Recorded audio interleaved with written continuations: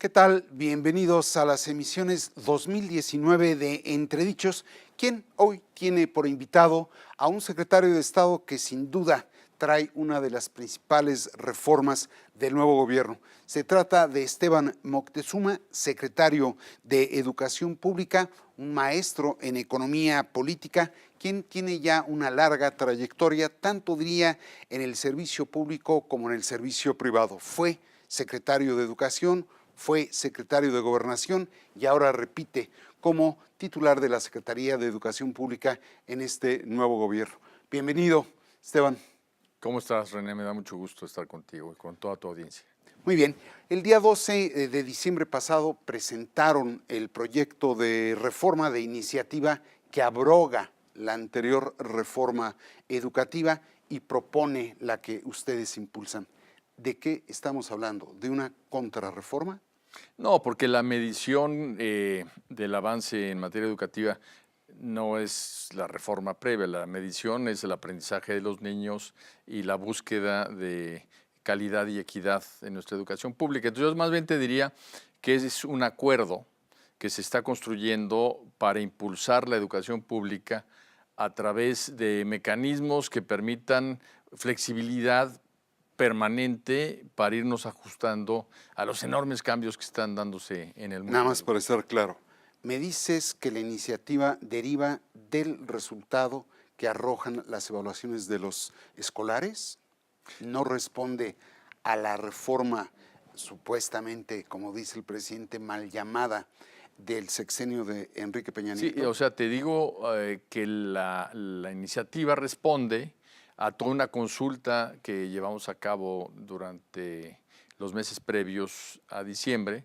en donde fuimos a todos los estados, hablamos con decenas de miles de maestros, recibimos 64,000 ponencias, tuvimos más de 30 foros. Entonces, hay una información de la sociedad y del magisterio que fue la base para sustentar la transformación que estamos proponiendo. Ahora, la consulta de la que me hablas fue hecha durante el periodo de transición. Así es. La promesa de abrogar la reforma del sexenio anterior fue hecha en campaña. Sí. Sí, bueno, pero es que digamos, la propuesta educativa es mucho más que la abrogación. O sea, te pongo un ejemplo. Jamás habían estado niñas, niños y jóvenes como sujetos de la atención primordial del sector educativo en el artículo 3 constitucional. Eso que ahora tiene la iniciativa, nada tiene que ver con la abrogación de la reforma, es algo totalmente nuevo. Algo que es totalmente nuevo es el que haya un derecho explícito para el magisterio para capacitarse y actualizarse. Ahorita te voy a pedir las fortalezas de la reforma que proponen. Déjame traer a la pantalla lo que dijiste justamente el día 12 de diciembre. El hecho de trabajar cerca de los maestros, cerca de las organizaciones sindicales, no implica otra cosa más que estar juntos en el objetivo último, que es el aprendizaje de las niñas y de los niños. Los sindicatos no renuncian al trabajar junto con la autoridad educativa a defender los derechos laborales de sus agremiados. La autoridad educativa tampoco renuncia a ser el rector en la educación pública al trabajar cerca de ellos. Pero todo el trabajo educativo se hará siempre considerando la opinión de las maestras, los maestros, la sociedad, los padres de familia y los alumnos. ¿Es el mundo feliz? Ni los sindicatos renuncian a sus derechos, ni ustedes renuncian a la rectoría del Estado, pero de pronto pareciera que son presa de los intereses gremiales de distintos grupos sindicales. Mira, los sindicatos son una fuerza real que nadie va a negar, pero la ley le da atribuciones muy claras a la Secretaría de la Educación Pública como rectora de la educación. Y el hecho de sentarte en una mesa, y en una mesa además plural, en donde también estuviesen padres de familia, estudiantes, organizaciones civiles, pues te da un amplísimo marco de opinión sobre hacia dónde debe ir la educación. Por eso es que también en la iniciativa, René, pusimos a nivel constitucional un Consejo Consultivo Ciudadano para la Educación. No vinculatorio. No vinculatorio, pero sí va a estar obligado en la Ley General de Educación el secretario de escuchar y dar a conocer a ese consejo todas sus políticas. Dices tú que esta serie plural de opiniones les da un marco de opinión muy amplio. ¿Les dan los sindicatos margen de maniobra, Esteban? Sin duda.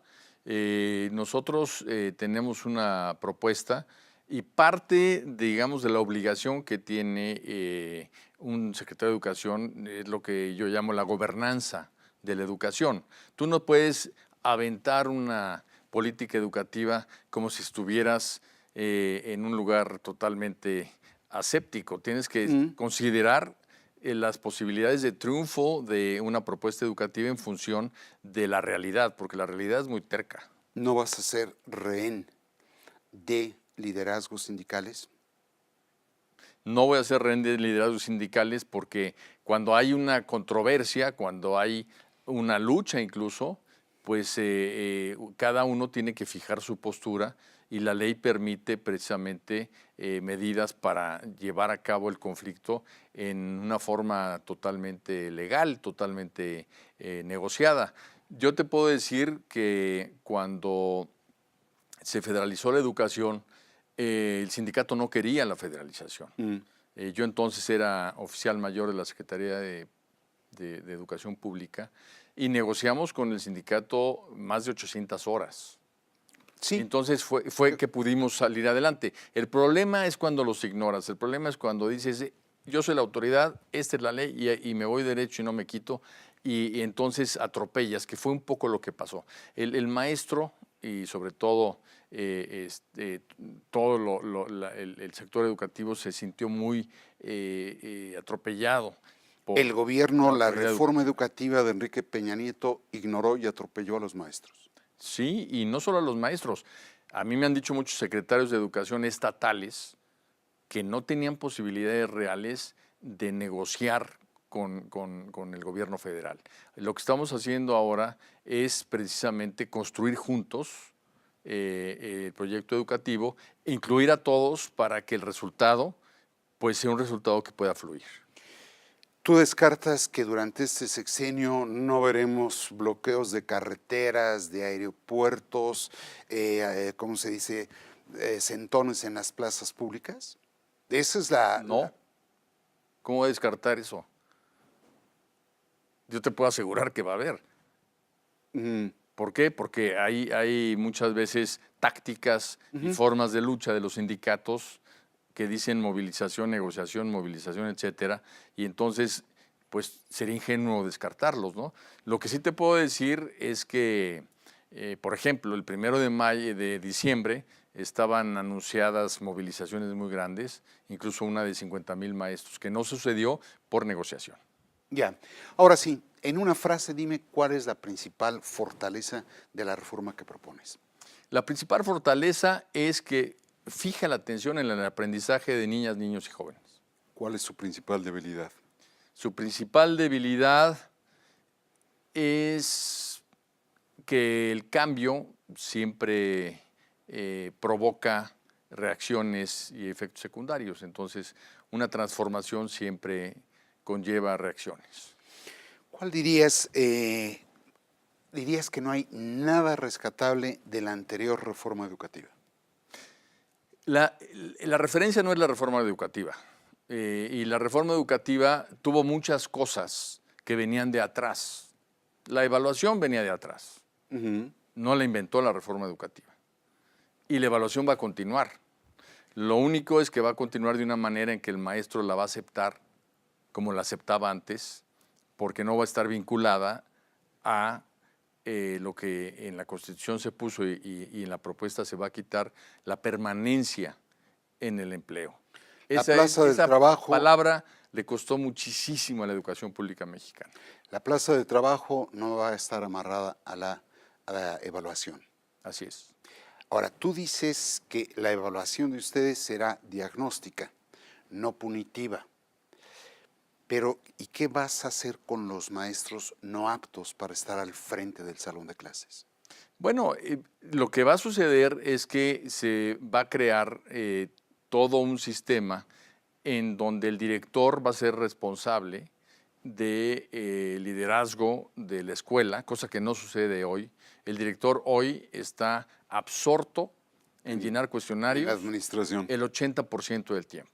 Entonces queremos que el director sea una especie de responsable de la calidad en la escuela, del liderazgo de los maestros, de la evaluación en parte de los mismos, porque una de las cosas que más funcionan en el mundo es cuando se juntan los maestros con su director y empiezan a autocriticarse para mejorar, ¿no? Entonces, eso va a ayudar muchísimo a que los maestros estén en tono con lo que se debe de exigir de ellos. No es algo romántico lo que me estás planteando. Quiero decir, necesariamente habrá maestros no aptos para estar al frente de un grupo de escolares, pero que nunca verán en riesgo su plaza de trabajo porque la evaluación no está vinculada a la permanencia en el puesto. Tampoco sucedía eso antes. Había 3 ensayos, no resultaban aptos, pasaban a la administración educativa. Fue tan romántica esa amenaza que no hay un solo maestro que se haya corrido como resultado de la evaluación. Los maestros que se corrieron fue porque no se presentaron a la evaluación. Pero la propia autoridad educativa se dio cuenta y empezó a flexibilizar la norma al grado de lo absurdo. O sea, te hago un examen y si repruebas, te hago otro, y si repruebas, te hago otro, y si repruebas, te meto a la administración. Digo, eso con todo respeto, si lo estuviéramos haciendo nosotros ahorita, tú dirías que no era serio. Ya. Déjame pasar al tema que comentabas tú relativo al Consejo Consultivo, que ya has señalado que tendrá un carácter representativo porque habrá maestros, habrá especialistas, habrá padres de familia, habrá escolares, pero el Consejo Consultivo, como te comentaba, no tiene las recomendaciones del Consejo no son vinculatorias. Y este consejo forma parte del nuevo instituto que quieren crear, el de la revalorización del magisterio y la mejora continua de la educación, que suplanta al Instituto Nacional de Evaluación Educativa. ¿Por qué es mejor el de ustedes? Es mejor porque está ligando la evaluación con la capacitación, en primer lugar. O sea, yo te evalúo, descubro tus áreas de oportunidad, y te ofrezco los cursos que te van a permitir mejorarte en esas áreas para que seas un mejor maestro. Y un mejor maestro, además, va a tener la posibilidad de ascender en el escalafón, de ascender en su carrera docente, gracias a que se prepara más y a que es evaluado y capacitado permanentemente. Esto es una capacitación que va a permitir que los maestros estén actualizados. Cuando el maestro es evaluado exclusivamente por razones laborales, el estrés que provoca es algo muy negativo para el salón de clases, es muy negativo para el aprendizaje de los niños. Y esto no lo digo yo, lo dicen estudios internacionales. El último estudio que se tiene a la mano es el de Bill y Melinda Gates, el de su fundación, que habla que la evaluación ligada a lo laboral en varios países que analizaron, entre ellos México, no mejora académicamente a la institución, no hay una mejora en cuanto al aprendizaje y en cambio sí hay un problema serio para los maestros en cuanto a su estrés, porque el maestro, en vez de estarse preparando para ser mejor maestro y que el niño aprenda más, se está preparando para él pasar sus propios exámenes. Entonces, eso es muy negativo según estos estudios internacionales. Ahora, la virtud que tenía el INEE, el Instituto Nacional de Evaluación Educativa, es que era autónomo e independiente. El que ustedes plantean no lo será. Y entonces los critican porque dicen que van a ser juez y parte, tanto la autoridad educativa como el propio maestro. ¿Cómo vamos a tener certeza de que son objetivas las evaluaciones que realizan? Mira, ¿Cuál es la garantía? en primer lugar, las evaluaciones que se van a realizar van a servir precisamente para la capacitación magisterial. Entonces, no tiene por qué no ser precisas. Si la evaluación está ligada a la permanencia en el empleo, pues hay ahí un interés No, sí. mucho más difícil de manejar. Ahora, la autonomía no necesariamente le dio al INE virtudes extraordinarias. Una de las cosas que a mí me llama mucho la atención de las personas que están envueltas en la bandera de la evaluación, como actualmente existe todavía en la ley, es que pasen de largo que hubo evaluaciones en donde tenían que usar al ejército y a la Policía Federal para llevarlas a cabo. Un sistema educativo en donde el maestro para evaluarse tiene que estar rodeado del ejército, creo que por ahí hay algo que tiene uno que analizar que está mal. Muy bien. Déjame tocar el punto que ha lastimado mucho la educación, la corrupción. A ella te referiste el día 12 de diciembre. Quisiera que recordáramos lo que dijiste. ¿Cómo no? Todas las prácticas de corrupción van a ser atacadas, investigadas, obviamente sancionadas. Y para ello vamos a necesitar de hacer un gran esfuerzo en dos sentidos. Uno, en el administrativo. Mientras mejor administración tengamos, mientras tengamos una plataforma más robusta, mientras liguemos de una manera mejor asignaturas con alumnos, con maestros, con escuelas, con presupuesto, pues tendremos la posibilidad de un mucho mayor control. Si en un momento dado tenemos una lista de predación de maestros para que ingresen al servicio o que cambien de adscripción, pues si esto es transparente, si es público, si se puede consultar, obviamente será más difícil que alguien use su poder o su información para traficar con ello. Ahí está. A ti ya te tocó tratar alguna vez con la maestra Elbester Gordillo en un momento en el que había venta de plazas, en el que se heredaban plazas, en la que había aviadores. ¿Cómo vas a lograr avanzar en vez de retroceder en esa materia?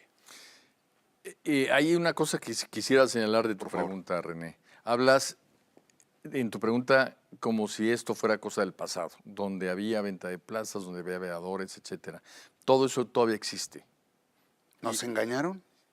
Sí, en buena medida sí, en un sentido. Sí se avanzó, eso es definitivo. En ese sentido se avanzó.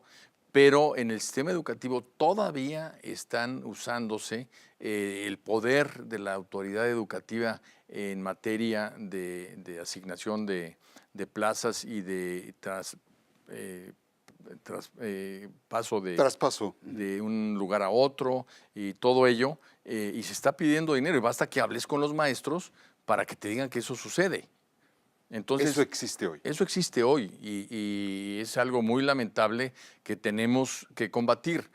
Entonces, aquí lo importante es que cuando tu relación con el maestro, cuando tu relación está distanciada y rota, precisamente porque las formas en que te aproximaste a ellos provocó esa distancia, pues obviamente no te enteras de muchas cosas. En todos los foros en los que estuve, la denuncia sobre este tipo de cosas era presente. Y cuando hablas con muchas maestras y maestros, te lo pueden decir, que cualquier trámite que implique la decisión de una autoridad para decir, va, incluso ganan un aumento salarial por ser idóneos, ¿no? Y no les llega el aumento. Y por ahí hay alguien que dice... Nos timaron. Yo no sería tan radical de que nos timaron en todo, pero sí, por ejemplo, en el caso específico del pago, hubo quejas en todos los estados de que no les había llegado desde el 2016. Uf. Ahora, ¿y cómo tú garantizas que eso ya no va a existir? Si eso es presente, ¿cómo ya no va a existir en el futuro? Bueno, yo no puedo garantizar que de la noche a la mañana las No. cosas sean perfectas, porque entonces sí estaría yo en un mundo feliz. Yo lo que puedo garantizar es que vamos a hacer un enorme esfuerzo de crear un sistema de control, de administración, tanto para hacer más transparente todo el tramo y el flujo administrativo, como para ser más eficaces en cuando alguien incurra en un ilícito que no haya impunidad. En esas dos áreas creo que nos tenemos que mover y tenemos que tener de aliado a los maestros, porque los maestros, las maestras son los principales perjudicados cuando se trata de abusar de ellos.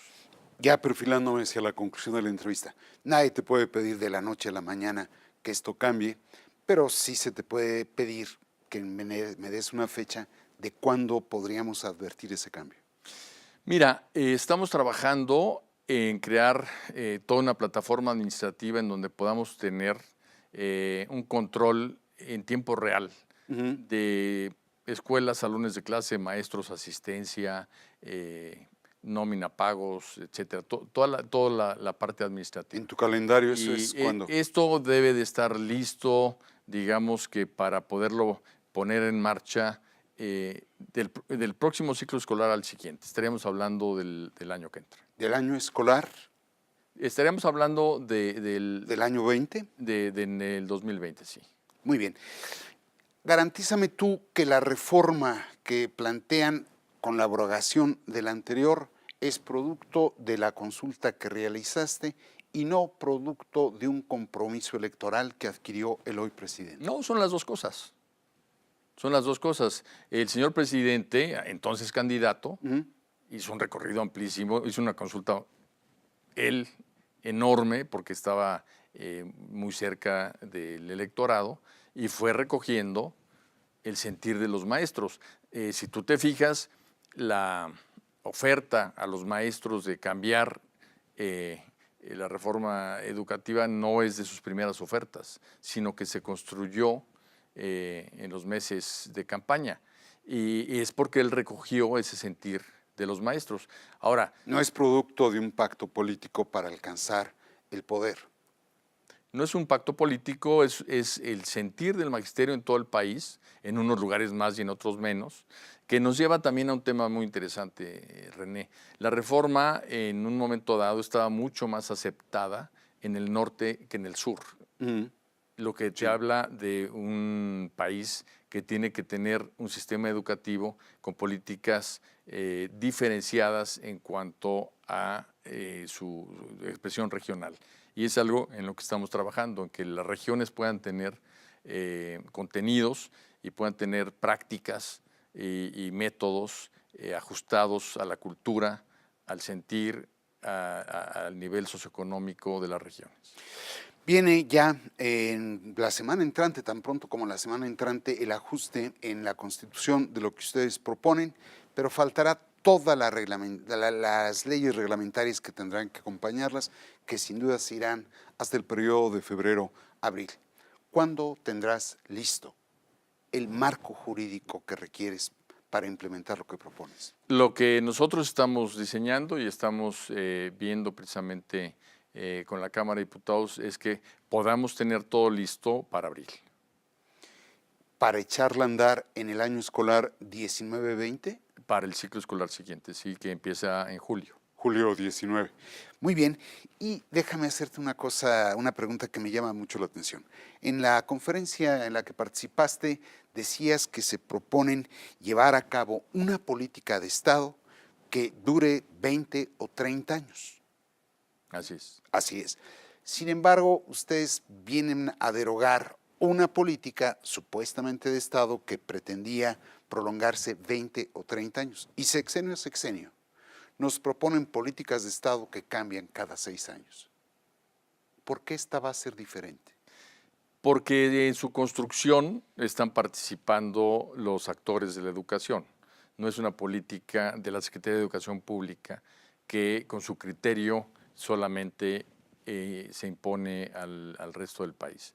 Es por ello que a nivel constitucional se crea este Consejo Consultivo Ciudadano, es por ello que se hacen las consultas, es por ello que hay una política abierta en donde estamos trabajando. Yo permanentemente estoy trabajando con organizaciones interesadas en la educación, desde Suma por la Educación, Mexicanos Primero, Compromiso Social por la Calidad Educativa. Estoy trabajando con el CENTE, con la CENTE, con la organización. La nueva agrupación de agrupación Elvester Gordillo. De Maestros por México. Ese es el punto de diferencia. El punto de diferencia es que se está construyendo por todos los actores que están interesados en la educación y que se está creando un acuerdo que va a tener la suficiente flexibilidad para adaptarse al mundo cambiante que estamos viviendo, por ejemplo, en educación superior, ¿no? ¿Ese acuerdo cuándo lo firman? Ese acuerdo debemos de firmarlo muy pronto, alrededor de un mes, mes y medio. Muy bien. Yo te agradezco mucho la disposición, te deseo la mejor de las suertes. Gracias, René. Como desde luego le deseo a los seguidores de Grupo Reforma un buen año y naturalmente el hecho de acompañarnos aquí en Entredichos. Muchas gracias.